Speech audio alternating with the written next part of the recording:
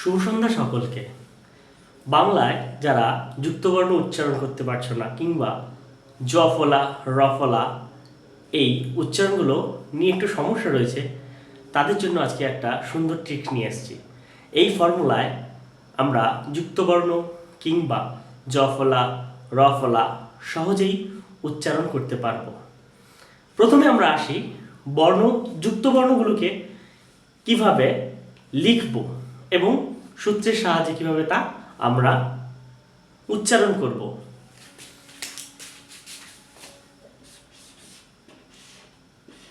এই ক ব্যঞ্জন বর্ণের সাথে এখানে একটি বর্ণ লুকিয়ে রয়েছে।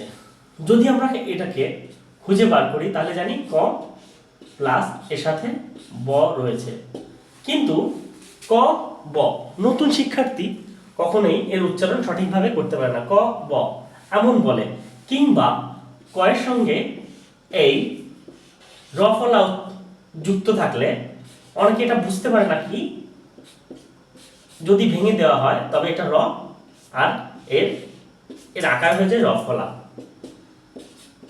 সংকেতটা ঠিক এরকম, সিম্বলটা এরকম।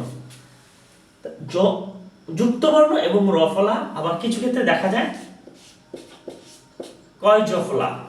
শিক্ষার্থীরা অনেকেই এটা আইডেন্টিফাই করতে পারে না, বিশেষত প্রথম শ্রেণী এবং দ্বিতীয় শ্রেণীতে যারা পড়ে অনেকের এই সমস্যাগুলো রয়েছে। তো আমরা এই সমস্যাগুলোকে কিভাবে সমাধান করব, প্রথমে আমরা দেখে নেব এর সাথে কয়ের সঙ্গে যুক্ত হয়েছে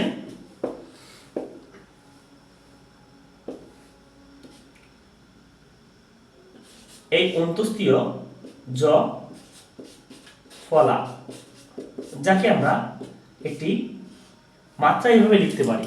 তাহলে কি কয়জ ফলা, বা এটা একটা সংকেত বলা যেতে পারে। কিন্তু আমরা এই উচ্চারণগুলো সঠিকভাবে করতে পারি না। যেমন ক ক প্লাস ব ক ব এমন অনেকে বলে থাকে। তো যারা এই উচ্চারণের জন্য খুবই ভয় পাচ্ছ তাদের জন্য একটি ফর্মুলা আবিষ্কার করেছি, যে ফর্মুলায় সবকিছুই সহজে করা যেতে পারে। প্রথমে এটি দেখা যাক কি। মনে করি এটি একটি এক্স আর এখানে রয়েছে ওয়াই। এখানে আমরা যে কোনো বর্ণ বসাতে পারি।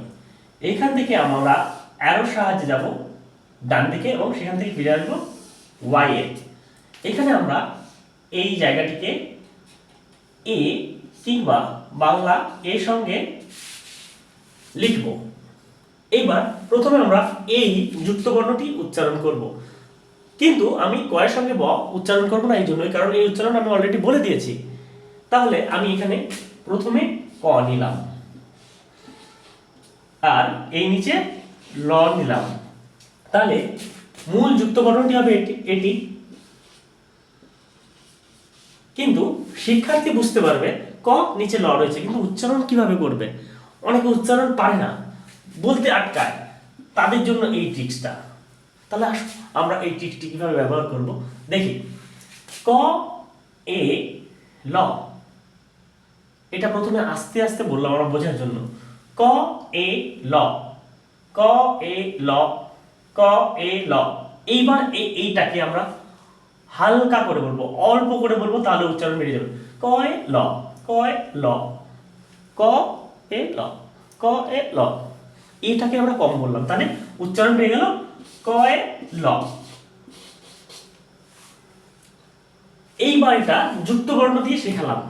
এখানে আমরা লয়ের পরিবর্তে ব লাগাতে পারি। যদি কয়ের সঙ্গে ব যুক্ত করি, এখানে লটা হয়ে গেল, এখন ব দিয়ে যদি করি তাহলে দেখি তার কি উচ্চারণ বের হয়। ক এ ব, ক এ ব। এবার এর উচ্চারণটা আমরা হালকা করে দেব, ক এ ব, ক এ ব, ক এ ব। তাহলে চলে আসলো ক এ ব।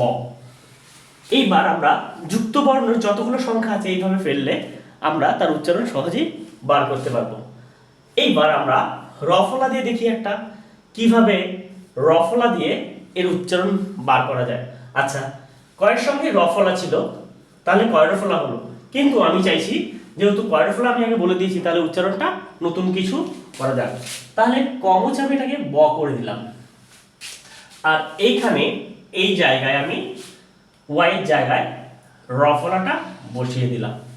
তাহলে তার উচ্চারণ কি হবে আসলে দেখি। ব এ র ফলা, ব এ র ফলা, ব এ র ফলা। এবার এর উচ্চারণটা আমরা কমিয়ে দিলাম, ব এ র ফলা, ব এ র ফলা, ব এ র ফলা, ব এ র ফলা। এইভাবে আমরা যত সংখ্যাই আসুক, যে যত বর্ণই আসুক, তার সঙ্গে র ফলা যোগ করলে তার উচ্চারণ আমরা করতে পারবো। এখানে ক এর সঙ্গে র ফলা দিলে ক এর ফলা আসবে, ল এর সঙ্গে র ফলা দিলে ল এর ফলা আসবে। তাহলে যুক্ত বর্ণ শিখলাম, র ফলা শিখলাম, এখন আমরা জ ফলা শিখব। আচ্ছা, তাহলে ব এর সঙ্গে যদি র ফলা হয়ে গেছে, যেহেতু এটা আমরা করব না, এখন জ ফলা দিয়ে শিখব, তাহলে উচ্চারণ কি হবে সেটা দেখি। ব এ জ ফলা, ব এ জ ফলা, ব এ জ ফলা, ব এ জ ফলা, ব এ জ ফলা। তাহলে যাদের মধ্যে উচ্চারণের সমস্যা রয়েছে, যুক্ত বর্ণ কিংবা র ফলা জ ফলা, তারা বাড়িতে এই ট্রিকটি একবার অন্তত ট্রাই করে দেখো। আমার বিশ্বাস তোমরা অবশ্যই উচ্চারণ মিনিট খানেকের মধ্যে শিখে যাবে এবং দ্রুত তোমরা উচ্চারণ করতে শিখবে। যদি ভিডিওটি ভালো লেগে থাকে তাহলে অবশ্যই একটি কমেন্ট করে দিও, তাহলে আমি বুঝতে পারবো যে তোমাদের কাছে পৌঁছতে পেরেছি। থ্যাংক ইউ সকলকে।